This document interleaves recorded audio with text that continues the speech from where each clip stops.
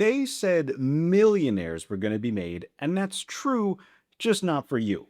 And not for investors who got into SpaceX years ago either. They were already rich. Maybe for a few early employees with stock options. But for the rest of us, let me show you what that actually means. Say you put $10,000 into SpaceX at the IPO price of $135 a share, a company worth about $1.7 trillion.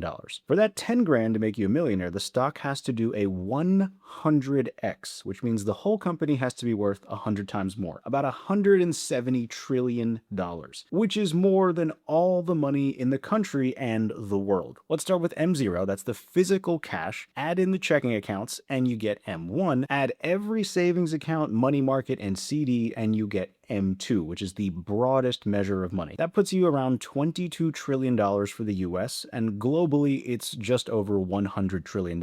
It's not impossible, but it does seem like a bit of a stretch. One ingredient of a viral video in the finance space is hope. It's the idea that one investment hands you a fortune for almost no effort on your own. If it works out, you don't just get to be rich, you get to be right. You saw what nobody else saw, and your bank account is the proof. It's the same engine behind the gambling epidemic. But the SpaceX IPO followed a predictable script, and if you got caught up in it, there's a good chance you were the liquidity, the money the few winners cashed out on. Before the IPO, anything that smelled like SpaceX ran up. Space ETFs, satellite stocks, even a company with a similar ticker symbol like Virgin Galactic. Same thing happened to Nintendo when Pokemon Go came out. Nintendo stock went up until people realized Nintendo didn't actually make the game, and the stock fell back down. When SpaceX actually started trading, all those other investments got dumped. Buy the rumor, sell the news. This whole situation has a name. It's called the sympathy trade. And this situation around SpaceX is a tiny part of a much bigger thing happening to the entire AI market right now. Underneath all of it is a moment I'd call the most dangerous one of this whole AI run. And most people can't even see it, so let's walk through it together. So before you decide this is a Wall Street thing, it's not. It is your thing. If you have a 401k, you're in this. If you own a single index fund, you're in this. If your retirement sits in a target date fund, you are in the trade right now, whether you agree to it or not. So here's what makes this tricky, and why I'm not just yelling, hey, you should sell everything. First, I have no authority to do that. You are the expert in your own life. And getting it wrong cuts both ways.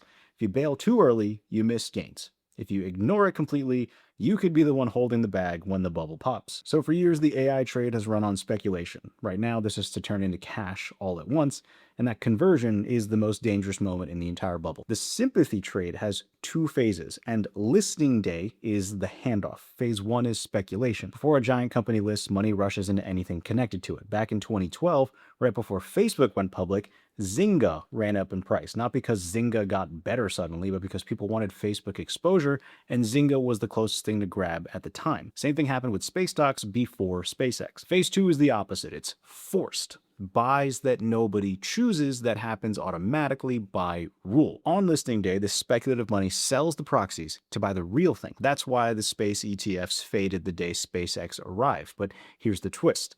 The forced buying hasn't even started yet on listing day because the big indexes add a new company on a delay. For SpaceX, that delay is 15 trading days before it gets pulled into the major index, the NASDAQ. There's a gap. That window where speculation has faded but the mandatory buying hasn't kicked in, most people don't know that window exists. And to see why it matters across all of AI, we got to be fair about something first. A bubble does not mean the technology is fake. Saying this is a bubble is not the same as saying this is worthless. The long story short is any new tech that changes the world is generally massively overbought early on in its history. Say you buy $100 of stock, the next day someone else decides they pay a little more, like 5% more. They make one trade at that price, and just like that, your $100 is worth 105. You didn't do anything, but you're up $5.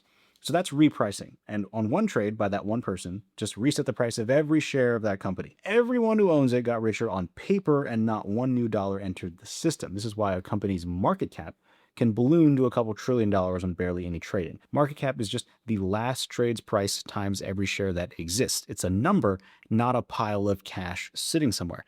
Now, the opposite, issuing new stock when a company sells $75 billion of new shares, that just can't come from one person nudging a price. Real buyers, people, pension funds, institutions have to show up and commit $75 billion of actual cash.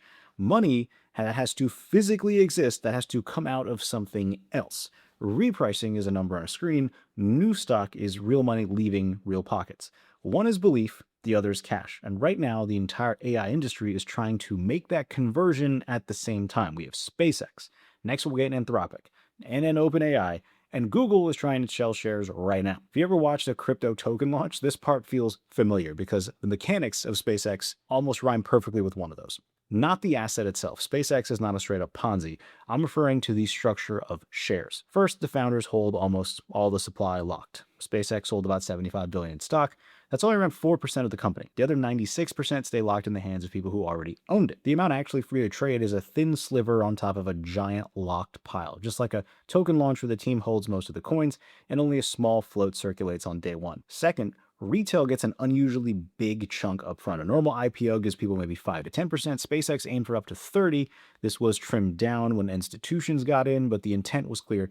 Get shares into the public's hands fast and wide. That's the token launch playbook. Third, and most important, there's selling pressure built into the future on a schedule. The insiders are locked up, but not forever, and not all at once. The unlocks come in waves over the following months, with founder shares locked longest over a year. If you've been around crypto, you know exactly what this is. It's a vesting schedule, an unlock cliff. Everyone celebrates the launch, the price floats on thin supply, and months later the lock supply hits the market and the selling arrives. This usually means the price goes down because there's no reason for buying to outweigh the selling. The crypto usually didn't turn a profit. No new product was announced. Markets cooled off and capital rotated elsewhere. You get the idea.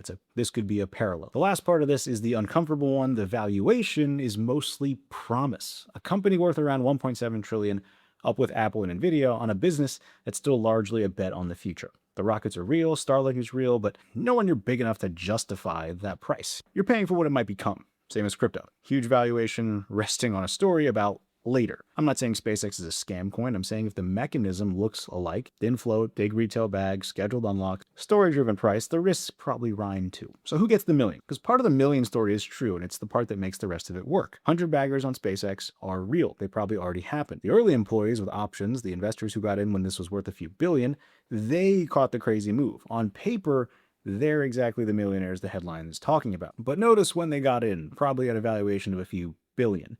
You're getting in at 1.7 trillion. The 100x already happened in private before you could touch it. By the time a company this size lets the public in, the easy multiple is behind the stock, not ahead of it. The story is real. It's just describing returns earned by people who aren't you, dangled in front of people arriving at what feels like the top, hopefully just for now. So here's the point about realistic valuations. The bigger the starting price, the smaller the gain left for you. A $50 billion company can become a $5 trillion company much easier than a $1.7 trillion company can, because the finish line is bigger than the world's general liquidity cash. It's not that SpaceX can't go up, it's that the size you're buying at sets the ceiling on what you can make. Here's what's actually being asked of the market right now. Google moved to raise around $85 billion by selling stock. SpaceX, $75 billion. Anthropic has filed to go public. It's tens of billions more. OpenAI is expected to follow. Add it all up and you're looking at something like $300 to $400 billion of new stock that needs new cash to buy it. Last year, the entire US IPO market, every company that went public combined raised about $44 billion. The biggest year in history was around $142 billion back in 2021. So $300 to $400 billion is high. More new cash demand than the market has ever been asked to produce before.